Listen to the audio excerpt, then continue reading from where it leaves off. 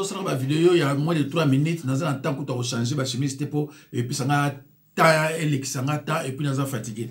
Bande ko na yego yebisa bino ke na monde entier ba député ba leki na salaire ya makasi eza ya RDC. Bazoka $21,000 plus $1,000 pour na kochaka essence. Alors bon la na bokebi nyonso. Au Congo Brazzaville, un député touche $7,962. En République démocratique du Congo, un élu touche 15 fois plus que les professeurs d'université. $21,000 plus $1,000 de transport, c'est-à-dire de carburant. Au Tchad, un député touche $3,528. Au Gabon, un député touche $3,185. Au Burundi, un député touche $2,050. Au Cameroun, un député touche $1,500. Dans d'autres zones africaines, la situation est loin d'être rose. En Mauritanie, un député touche $2,691. Au Sénégal, un député touche $2,300. Au Togo, un député touche $2,300. En Guinée, un député touche $1,241. Au Nigeria, un député touche $1,343. Au Bénin, un député touche $1,449. Au Burkina Faso, un député touche $1,252. Au Mali, un député touche $490. Voilà pourquoi aujourd'hui tout Congolais veut devenir politicien. C'est pour vite s'enrichir et avoir beaucoup de maîtresses, pour faire beaucoup d'enfants qui envoient étudier dans les bonnes écoles partout dans le monde. Bande konangai na banzi boyoki.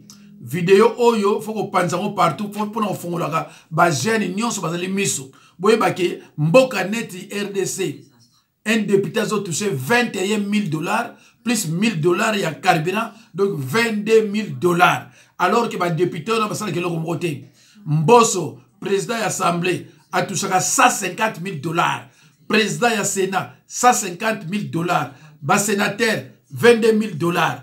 Alors, bandi konangai, na mboka neti wana, otali famille na onenge souffrir. Otali batu ndenge bazo souffrir. Tant bazo pesa $100,000. Ozomona ndeni.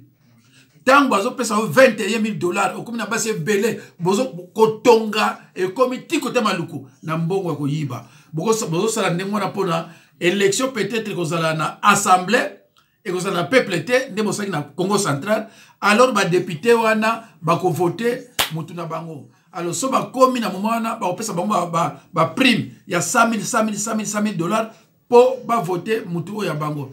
Alors bande ko ngai soko vidéo oyo e komelio tindango même pas 100 personnes. Il faut tout travailler bisonyoso. Il faut jeune congolais nyoso yebake député a touché $21,000 plus $1,000 $22,000.